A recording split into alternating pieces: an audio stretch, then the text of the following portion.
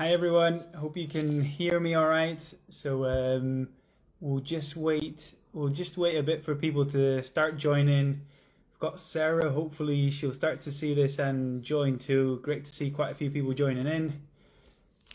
So yeah, for those of you who are joining in, we're doing this live to raise awareness of celiac disease. As you can see on the t-shirt, we'll both be matching t-shirts.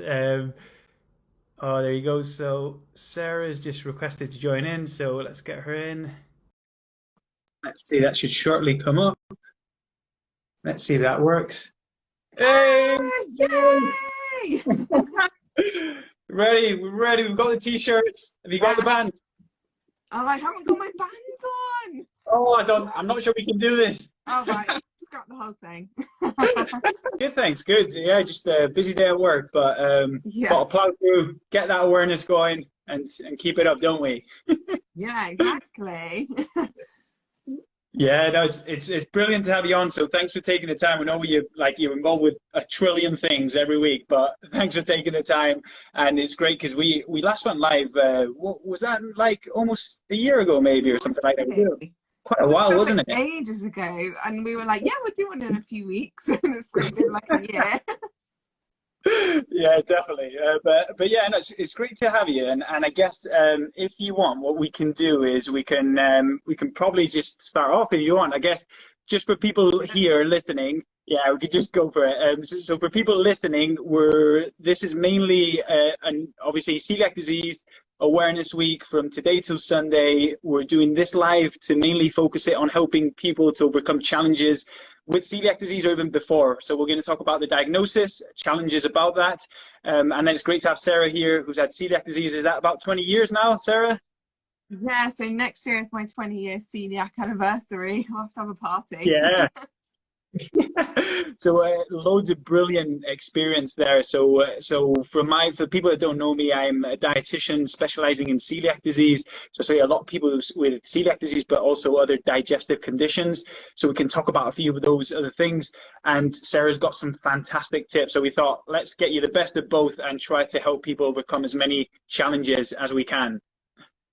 Let's do it. We've been sent so many questions as well. I'm like, we've got to get through all of these. Definitely. So shall we start off with diagnosis then? So I think you've had a few questions. Have you got a few with regards to diagnosis so we can talk about that? Yeah, so I'm going to we've had a lot of similar ones that I'll kind of mash into one.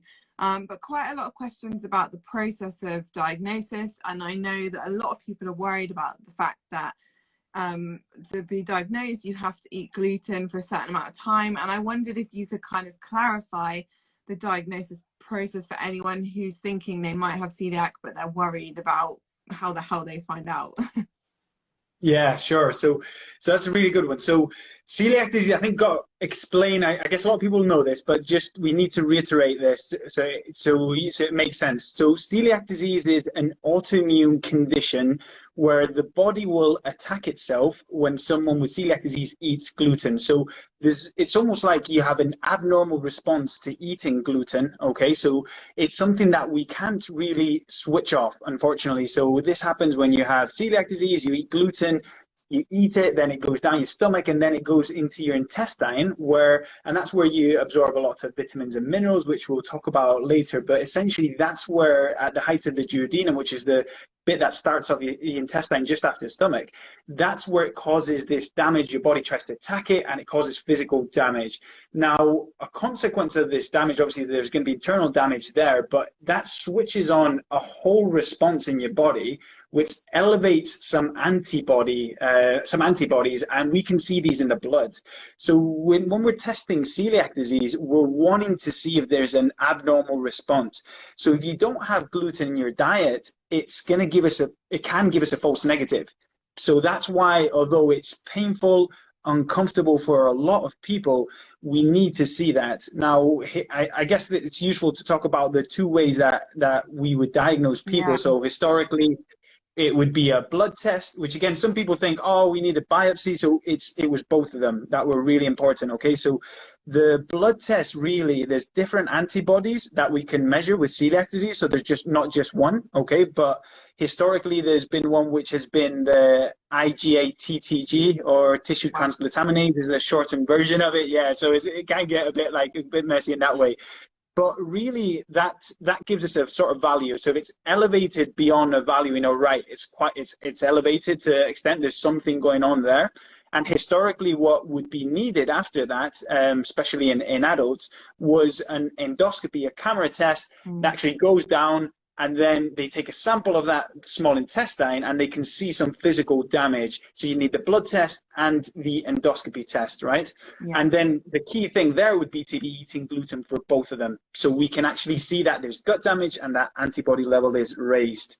Okay, so that's the whole reason why. And so Coeliac UK suggests 6 weeks of eating gluten in at least 1 meal per day, because you need to be eating enough gluten to cause this this structural change and this, so that we can actually see these in the test, and that is key. So I do see a lot of people who, you know, said, oh, I had symptoms, took gluten out of the diet, and then they've got tested and said, oh, I don't have celiac disease, but that's not an accurate test. We do not have a test at the moment that we can say whether someone's celiac or not without without eating gluten. Okay, so if you want to get a certain diagnosis, unfortunately, you will have to eat gluten. That's really a really important one to discuss with health professionals if you think you might be undiagnosed with celiac disease, because we do see that a lot. And can I ask as well, because I see this coming up a lot on Facebook groups with people saying, well, why, I've stopped eating gluten and I feel better. Why do I have to start eating it? Why can't I just carry on eating gluten-free? Would you say that it's more important that you just suffer those 6 weeks and get that diagnosis? Is that more important than just cutting gluten out, do you think?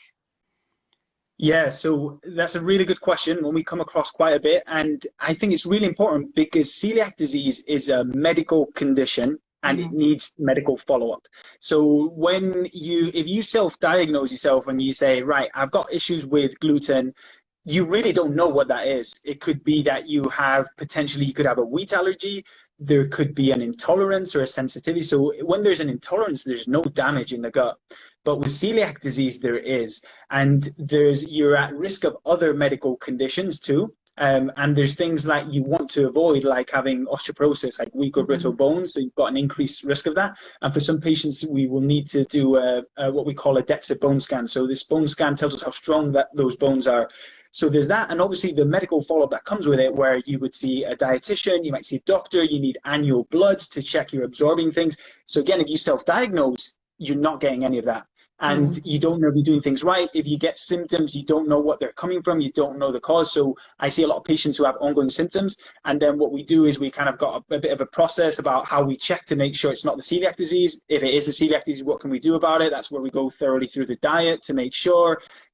There are different versions of the gluten-free diet, so some people can be sensitive to oats too. There's other more restrictive forms of the diet which we see, so some people might need another camera test. So there's this whole essay of medical things that happen, and if you don't do that, you're missing out on that. So I would say absolutely it's worth getting that tested to know what you have, and once you know what you have, you can get the right treatment for it.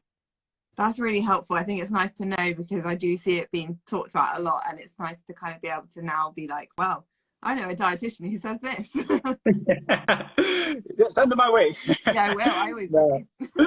Yeah, definitely. And I think, this is the whole reason why when we talk about the diagnosis figures, so we know that it's about 75% of people remain undiagnosed. Wow. That's sort of estimate. So really these are the cohort of people that probably have celiac disease and don't know it. So you need to come forward and get tested for it. The more people we get tested for it, the better that is going to be, 100%. It's crazy, isn't it? That many people are undiagnosed. Yeah. So it's 500,000 people in the UK. So, and I see this loads, back and forth. It takes some people, you might have a negative test, but this is the important thing. That doesn't always tell you don't have celiac disease for sure. There can be things that go wrong with the test, even the endoscopy test. Well, that's only taking a sample of the intestine, so it might miss the bits that's damaged. So there's no such thing as an accurate test that works 100% of the time for any medical condition. So I think we need to be wary of that. But I guess onto that might link onto the if you think that's suitable, Sarah, we can talk a bit about the change to the diagnosis, do you think, or did you want to ask anything else there? Yeah, no, I was actually going to say, like, over the last year, because of COVID, hasn't the diagnosis process sort of changed? Can you, because I know when I was diagnosed, obviously that was ages ago, and I had the whole like blood test, like biopsy. But now, am I right in thinking you don't always have to have a biopsy at the moment? Is that correct? Yeah, absolutely. So what happened with COVID, unfortunately, endoscopies got stopped and delayed in a lot of hospitals. So this posed a significant challenge because obviously people could get the blood test, but then would be waiting months and months to get the endoscopy. So a really big challenge. But the good thing is that we've known for many years that the blood tests are really, really accurate, specifically if they show certain values. So the blood test I was talking about, that TTG, if it's really elevated, then we've known for years that actually when they've gone in and done the endoscopy, then most of these people have had celiac disease. So, some of the figures that are kind of quoted in the research talk about kind of 98, 99%. But so what they do is what the sort of British Society of Gastroenterology suggested was that, right, we know that these tests are really accurate. Okay, so we can use 2 blood tests for celiac disease, and one of them is this TTG blood test. So if that's elevated 10 times above the upper limit, and the upper limit is going to be different in different areas, that's 10 times above. And if they have another blood test, which is called an EMA, endometrial antibody, that is positive, then these two together, these two combined, are really predictive of celiac disease. And for these people that don't have any other like alarm symptoms, like, really significant weight loss, blood in stools, problem swallowing, other things that we think there might be something else going on, then that is celiac disease for these people. So I think that is really positive in a way, because it's going to mean that, you don't need to eat gluten twice. It's just the one time for these blood tests, and it's non-invasive. So endoscopies put people off sometimes. And actually that means it can happen quickly, because if you imagine you get a blood test with your GP, then you can get referred for advice from a dietitian like pretty quickly. So I think it's going to be, I'm definitely seeing this happen where it's happening much quicker than it happened before, I think is positive. And it's so good, because I know a lot of people, I mean, personally, I don't remember my endoscopy. I managed to have a general anesthetic and I was a child, and I don't really remember much of it anyway. But like, I know a lot of people are really worried about that element. So to know that actually they might even be able to be diagnosed without having an endoscopy, perhaps someone who's put it off for years might be like, okay, now's the time to go see my doctor and finally get this like diagnosed or find out.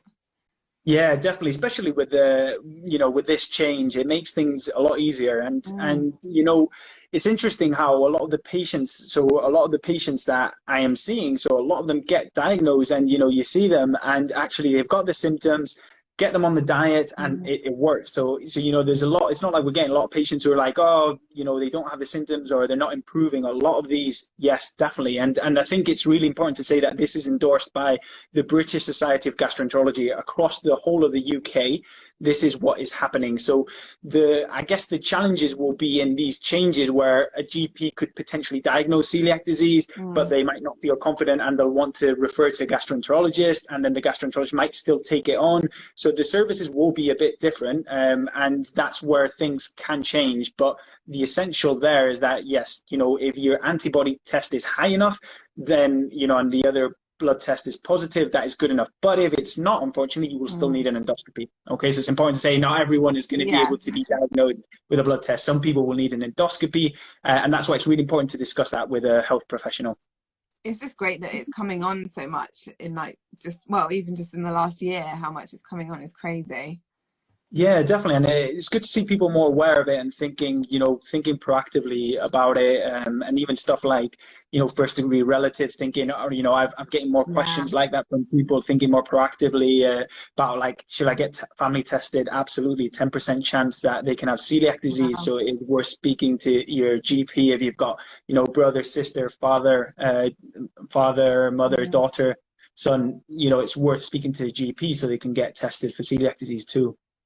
Oh, that's brilliant. Yeah, it's interesting. I think all my family got tested when I was diagnosed and none of them had it. So I'm obviously just the anomaly in the family.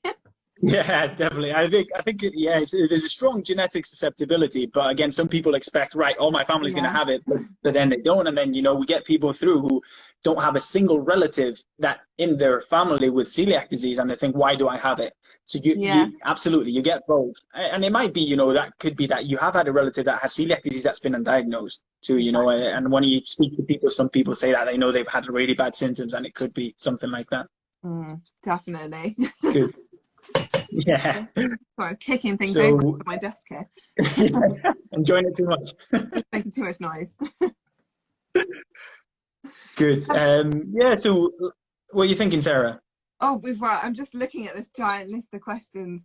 One thing that this Yeah. might lead quite nicely onto actually is we've had a lot of questions from people asking about obviously they go gluten free, and you were saying like sometimes they continue to have symptoms of things. Um, Mhm. how common is it for people with celiac disease to develop intolerances to other allergens? Because there's quite a few questions that have come in from people who are like, I think I now can't have dairy. Is this because of my celiac? Is that quite common? Yeah, so I'd say I do think over the last few years, we are seeing more people having other issues on top of their celiac disease. Mm, I can't explain why there's a million possible reasons, or it might be just anecdotal that, some of us are seeing it. But I would say there are some things that are associated with the celiac disease, others that we can't really say, and others that are mm, probably not. So, with regards to celiac disease, so a lot of people talk about dairy. I think that would be a good one to talk about initially. yeah. So, with celiac disease, we've talked about gut damage. So, there's physical gut damage in the small intestine, and where that damage happens is where you break down lactose, which is a milk sugar pretty much, which is Yeah. found in your dairy products. Okay. So and I think it's important to differentiate between dairy, like a dairy allergy, for example, and a lactose intolerance, because they're Mm, completely different. So what happens with celiac disease is that for some people that damage can mean that they don't really break down lactose, and then with a lot of their dairy products, they'll get, they might get some nausea, they'll get some bloating, abdominal cramps, they might get some diarrhea too. So really for these people, if they have lactose intolerance that's coming from that damage, when they go on a gluten-free diet, the gut heals, then actually they can actually tolerate that, and it won't be a problem long term. mm, But for some people, the lactose intolerance doesn't come from that really, and they just got lifelong issues with lactose. But really, I think it's different. The difference is that it's an intolerance. So there's no damage that is happening when you have it, and it's more of a tolerance thing. And actually, people will tolerate different amounts. Actually, most people can have a small amount of milk. mm, It's fine. Cheeses. They can have, certain yogurts like yogurt milk, things that are a bit more liquidy will have more lactose in, as a rule of thumb. But really, that tolerance can be built up, and really, it's the symptoms mainly, but there's no actual physical damage like with celiac disease. So I guess that would be the difference there. And then with something like dairy, we're talking about the protein in dairy. And most okay. people who have an allergy, it's an allergy to a protein. So the protein in dairy, and then these people they might have some problems with breathing, they might have swelling too, some more like allergy type symptoms. Allergy symptoms can be digestive too, which is why it's really hard to unpack it sometimes. Mm, But it's not common. It's much more common to see someone with a lactose intolerance than with a dairy allergy. So that's usually what tends to happen. And that's why with these people, we'll do like a bit of an adapted diet. We might, have them on a bit of a lower lactose diet plus gluten free, and then we try to reintroduce and see. But mm. really, it's quite individualized, I'd say. Yeah, I'm just seeing actually, just to circle back on what we were talking about, we've got a few questions through about diagnosis. So someone Mm-hmm. said, would you recommend only approaching a GP if a family member had symptoms, or would you say if you have celiac, you should definitely ask about a family member? Yeah, so with that, I think you could definitely ask about it. So because you have celiac disease, but there's this questionnaire which you can go into www.isitceliacdisease.org, I think it is, Yes, and you've got a yeah. questionnaire from Celiac UK. So you could definitely fill that in, and you could fill that in and take that to your GP. And again, these things help the GPs to screen for it. Okay, so I think it's a bit challenging. I know at the moment, though, there's a current difficult climate with the pandemic where GPs are really overrun. So it might be something that, if they're not particularly symptomatic, that it can wait a bit, but at some point it'll be good to get it tested. And somebody else has also asked, oh, hang on, I've lost it. I have a 1-year-old and he hasn't had any gluten in his whole life. When can he get tested for celiac disease? Is there like an age limit on it? So not really. I think if you think that your 1-year-old has got symptoms, or if you have celiac disease and you wanted to get them tested, that's fine. It's worth having that discussion. So the normal, usually weaning process starts at 6 months, and then at that point you can start introducing diet gradually, and then gluten can be introduced after that period. So really, there's no kind of lower limit there, and especially if it's suspected, then they should be getting tested. And a final one on testing. So I'm just like spamming you Yeah, with all these questions. definitely. No, it's good that you're watching out for them. Will the blood test work if you've been avoiding gluten for years, or presumably do you need to eat gluten before you have that blood test? Is that correct? So the blood test, you have to have it for 6 weeks. So it's 6 weeks and then have the blood test after. If you've not been eating gluten for years, despite that, that should be enough. But some people have different guidance about how much gluten to eat. So Celiac UK will say you have it in at least one meal. It doesn't say like how much. Some people suggest something like an equivalent of 2 slices of bread. So the people recommend different amounts, but it makes sense that you can try and push that limit a bit if you can, to make sure there's enough gluten to cause some sort of response that we can monitor accurately. But obviously tolerance can be an issue too. Okay, brilliant. Yeah, I think that's kind of most of the questions about testing.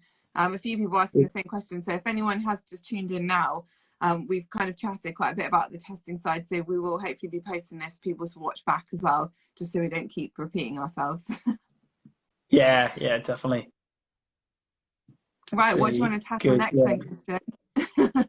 So I guess we're just talking about intolerance, multiple intolerance. So we've talked about dairy there. We talked about lactose-free, and then allergies to dairy. I think there's also a lot of people I see with who have other digestive issues.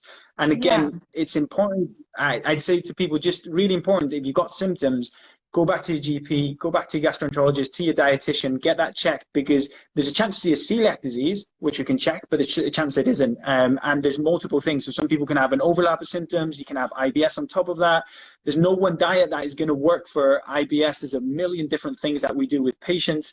So really, it is about getting an individualized approach. And I know people ask about these, like, a lot of people ask about intolerance tests. Yes. And I think the real key thing here is you'll get, you can pay as much money as you want to for intolerance tests.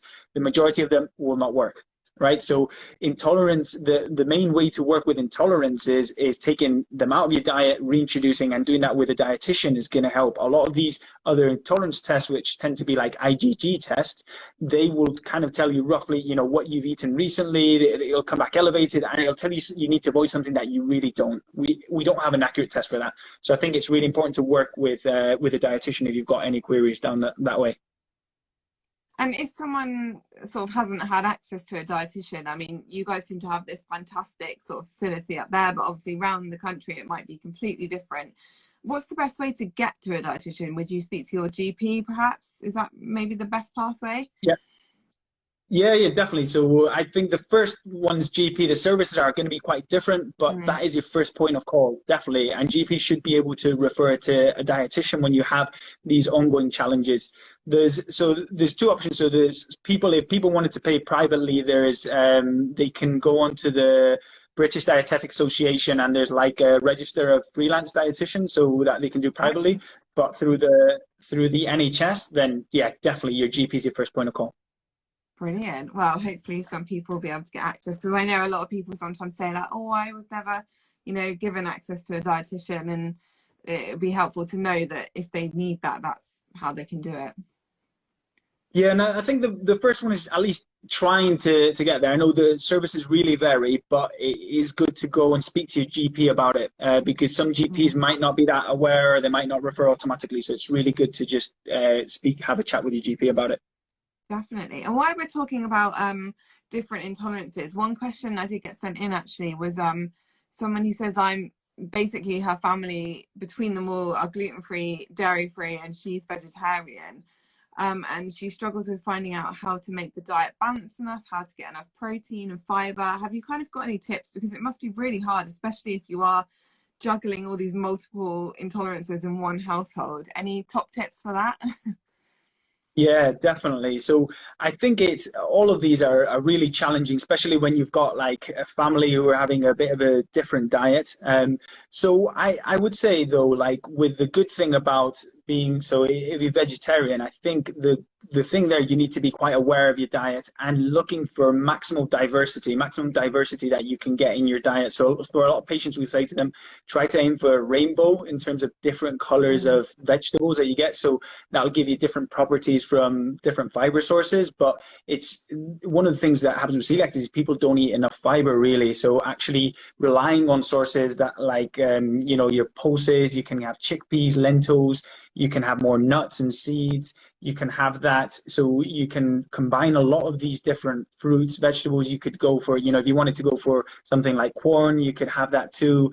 There's also nut butters, a lot of these different things which you can get in a naturally occurring diet. And what I'd say to a lot of people who have these multiple issues with, with different foods is that usually a naturally occurring diet with, a lot of your fresh produce, fresh veg, fruits, all of that, and making sure that you've actually had a look and said, right, this is what I normally eat, but how can I diversify that? So having a look through that supermarket, going back and like, right, let's try some more fruits. Let's try some more different vegetables. And I think that is one of the key things to keeping your diet diverse, just always being willing to look at new recipes, mix things up a bit too. So I think that's a bit of an individualized one, but really being open to trying all these different things is going to get more diversity into your diet, which ultimately is going to help. And I think it's really important as well for people to actually not just confine themselves to the free from aisle, because a lot of the time you suddenly think, well, I can't eat bread, so I need to get gluten-free bread.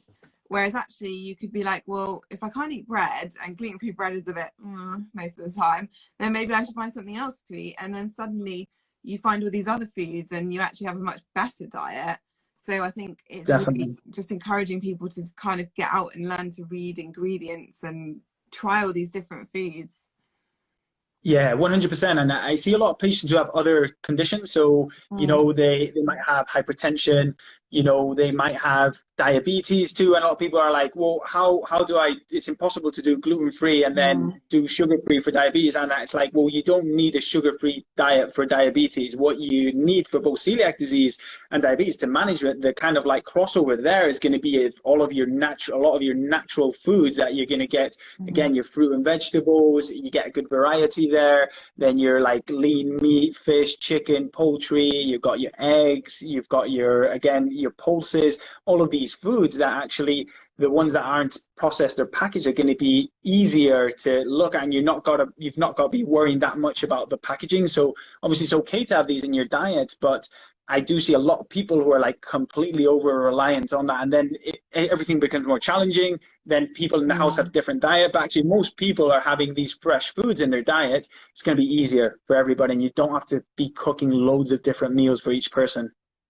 Yeah, I mean, I find I generally eat better than most people anyway, because I'm cooking everything from scratch and I'm using fresh food. And if I'm, caught short, I can't just get a takeaway, or I can't just run out and grab a quick pizza from the corner shop because I can't eat it. So you kind of forced to eat healthier, but actually that's probably a good thing in a way. Once you get over the slight irritation, I mean, it's not that bad. You learn how to cook and it's exciting.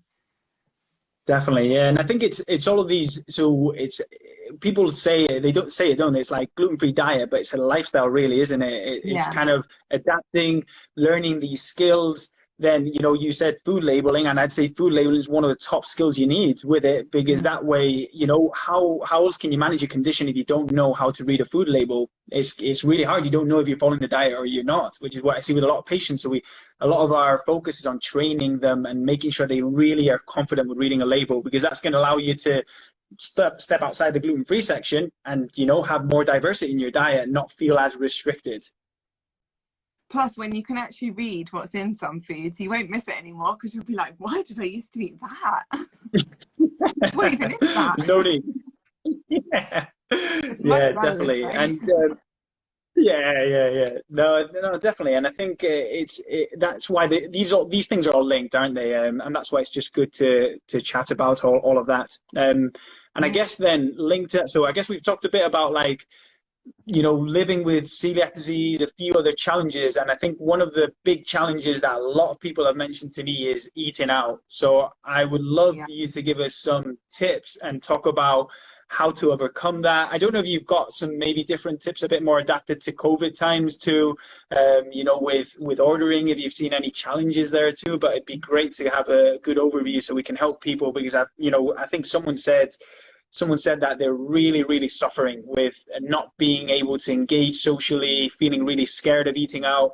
And these are the sort of things that we want to try and help people with so this disease doesn't take over their life. Mm.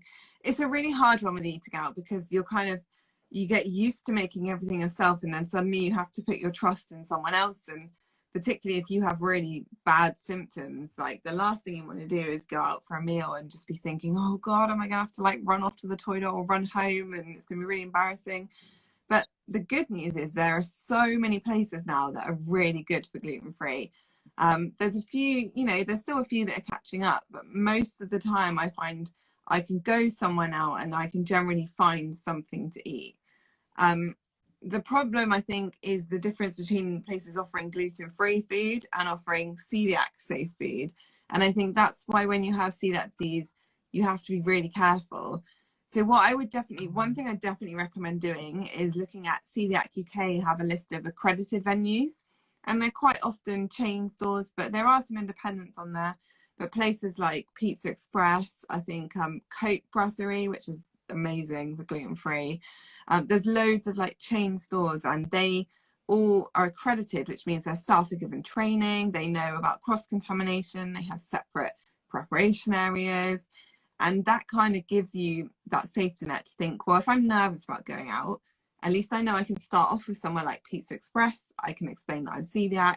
They'll know what that means. I don't have to say I'm celiac and they're like, what? Which I've had to do many times. And that is a really good starting point if you're nervous.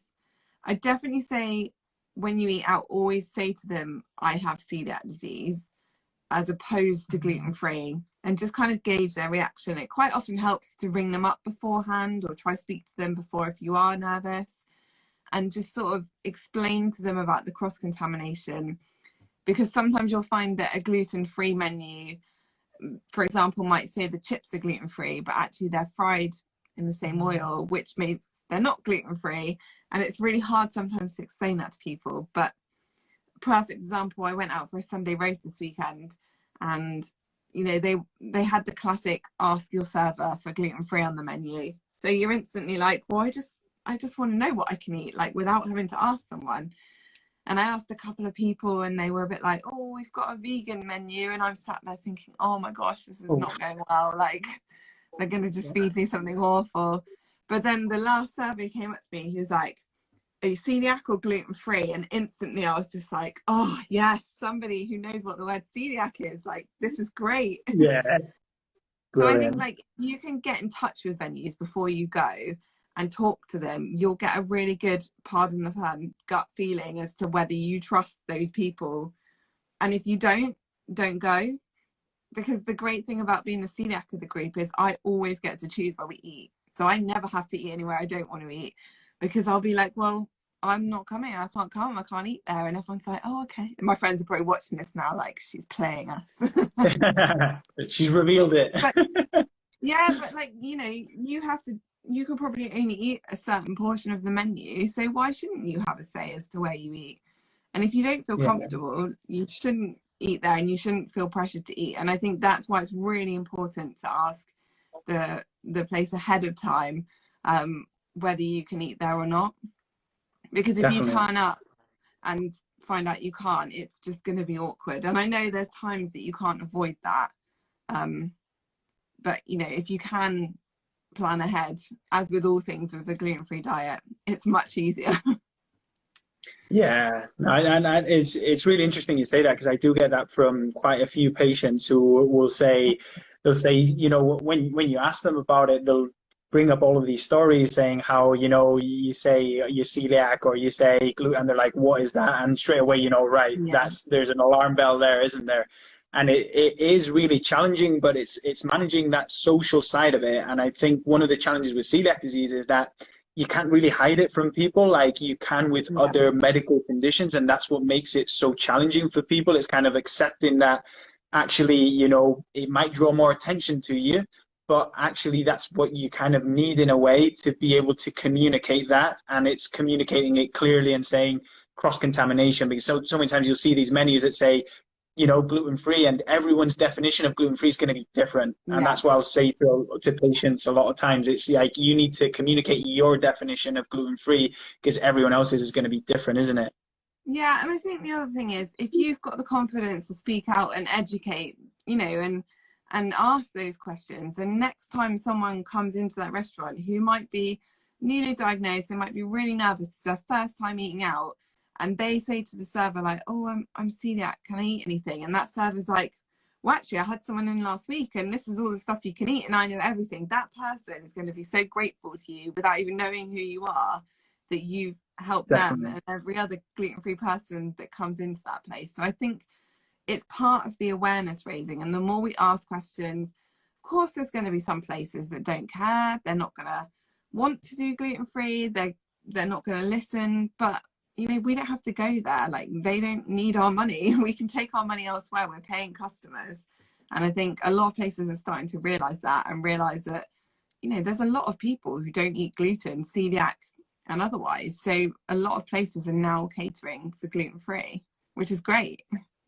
Definitely. And I think that's a great point, Sarah, where, you know, you're not doing it for yourself, you're doing it for other people. You're helping Mhm. so many people out there and you just don't realize that. And it's like the more people that are doing that, the more people, the restaurants are going to think, right, I need to adapt and make this possible for these people. And then it helps because you're not that just relying on a lot of these chains that have the training. It's good for these little businesses too. So it gets people into habits of serving for it, which is really positive, isn't it?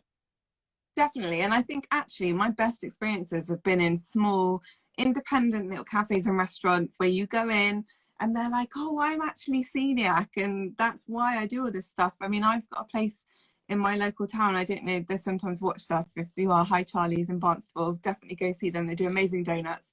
But they, like, their entire Brilliant. kitchen is gluten free and they're amazing. And I know now that I can go in there and eat anything and not even have to worry. And it's just the best feeling. Like, I don't even need to ask, "Is this gluten free?" I just walk in, I'm like, "I'll have that, I'll have that."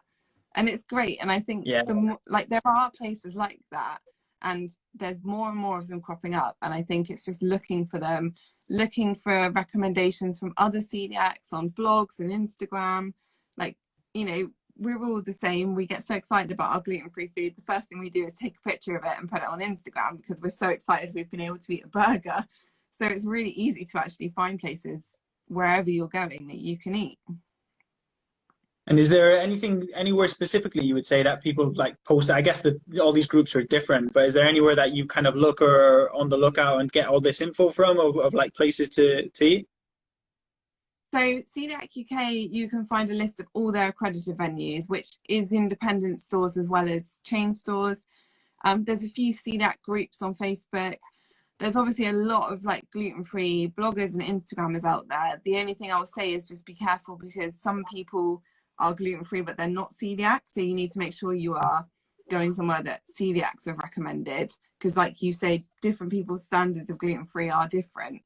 I mean, I have quite a few travel guides on my site. My friend Laura, my gluten-free guide, she's got a very extensive list of places. So there's a lot of celiac bloggers that are kind of, you know, writing about all the places they've been. So usually a quick search on Instagram with the place name, or a quick Google, you know, gluten-free London or wherever you're going, and you can generally find something. And if not, if you ask in any of the Facebook groups, I've got mine, which is the gluten-free blogger group, but there's a lot of celiacs eating out groups and things like that. And you can generally say, like, "I'm going to this town, does anyone know anywhere?" And it's very rare that someone doesn't know somewhere you can eat. Brilliant. I think that those are great tips to just, you know, that information's there, isn't it? It's getting it to people. And I think hopefully that'll help people feel a bit more connected there and find a few places they can eat out, because it's definitely not a condition which requires you to not eat out. So definitely the more people we can get confidently eating out, brilliant. Definitely. And I didn't sort of mention COVID. I mean, really, for me, COVID hasn't really changed anything apart from the fact that it's sometimes quite difficult to communicate with a face mask on. I Hmm. used to find this in Costa before they changed all their milk to oat milk. Every time I had to have the conversation about, can you please use a different steamer? There's always be a lot of, sorry, what? I can't understand what you're saying. So Yeah, I with the think, noise of the steamer too. yeah, and you can't obviously read what people are saying. So I think, again, that's just, if you can ask ahead, if you can email or phone them up to just kind of answer the basic questions, at least that might make you feel a bit more sort of reassured. Yeah, definitely. No, I think that's great. And even things like drinks, as you mentioned, a lot of people think, it's just eating out, and it's Mm. just good to double check these little things where there's that cross contamination is possible in drinks too, isn't it? Yeah, coffee shops is a big one because I think there hasn't actually really been any sort of definite study that says, yes, it definitely, the oat milk containing gluten contaminates the steamer. So it is personal judgment. Personally, I always ask them to, they usually have two steamers. I mean, I live in a quiet town. If you're somewhere like London, it might be different. But I usually say, can you clean it down? And now I've kind of become known as the oat girl in my local Costa, because they always know, oh, she can't have the oat milk, but actually in Costa now I can, because they use gluten-free oat milk, and I just really hope that that's going to drive the price down, and hopefully all the coffee shops will start using gluten-free oat milk so I can drink Yeah, everywhere. hopefully. It makes everyone's life easier, doesn't it? It does, it really does. Yeah, good, good. So, shall we go for some more quick questions? Yeah, Let's see. What have you got any in mind? I guess we can have a couple of look here. If not, what are you thinking of any? yeah, a couple of like quick random ones that I've been sent. This came up in our last live, but I thought it's probably a good thing to cover. May Yeah. contain warnings. Can celiacs eat them or can they not eat them? What's your view? Yeah, yeah, good, really good one. So with may contain, essentially it says may contain gluten, for example, or any ingredients with gluten. So unfortunately, with these foods, we cannot guarantee that they're safe for people with celiac disease. So when we're talking about the gluten-free diet, it has to have less than 20 parts per million. So that's when you see something that's labeled gluten-free, that's what it's got. To the naked eye, you can't even see that. It's that small, 20 parts per million. So it's Yeah. tiny. So when something says may contain, then we cannot guarantee that that is safe for people with celiac disease. There's a few things, a few exceptions, like with the gluten-free diet. There's sometimes some little exceptions. So even Celiac UK, they've got that on the website where if you've got things like lentils, for example, you might see that where it says may contain, and some of these can be washed off. So Celiac UK say that that is okay because it's before the cooking Yeah. process. But I Oh, I guess didn't that know that. sometimes can blur the line. Yeah, so it's because it's not kind of cooked into it. So you could Yeah. actually wash that and it should be fine. But for some people, they'll be much happier to just get something that doesn't have that, or, like that's labeled gluten free. It's kind of down to a bit of individual preference there. But essentially, all these may contain statements that you see. If you see it like on a chocolate bar, you sometimes see it on a yogurt, you see it on a few different things, and people you see it where you don't expect it. So these would unfortunately not be suitable for the gluten-free diet. And that's why where it comes to having that consistency, as we've talked about. So we've said restaurants, you're checking for cross-contamination, aren't you? So it's the same with Mm. food labels. Essentially, this is what you're checking for, cross-contamination, same in the house. So it's really good to have consistency across all these areas, because if not, you're doing a really good effort in one area and then it's letting you down in another, and then you Yeah. might end up ongoing symptoms, problems with absorption, other issues. And I guess that might be good to link into a question that I've received about, and I do get that from patients saying, oh, well, I don't get symptoms anymore. I've had a bit of gluten, not had symptoms. Mm. So I think, again, this is another really important one where your symptoms only play a part of the picture, and it's not the most important part. The most important part is going to be your gut health and your gut damage, because that is, with your celiac disease, what can cause you problems further down the line. It's not your symptoms. Your symptoms are more in your day to day. How your quality of life, how you get on. So really, when someone with celiac disease eats some gluten, some people don't have symptoms, and symptoms can change. They maybe had them before, they don't have them anymore. That is not an accurate way to know if your celiac disease is active or if you're having issues. It definitely is not. So really what can happen is that you have ongoing gut damage, and that's long term is what can cause more problems. We've talked about things like osteoporosis. It can weaken your bones.